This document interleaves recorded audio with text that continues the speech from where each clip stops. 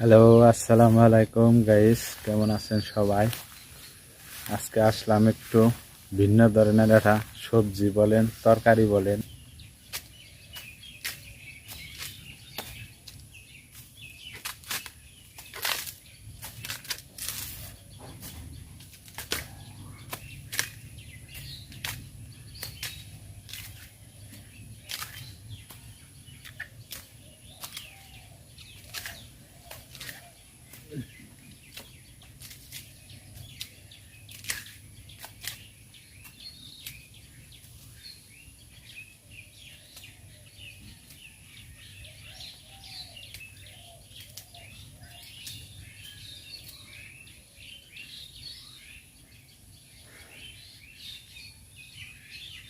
এটাকেই বলে কলা গাছের ক্যানজল।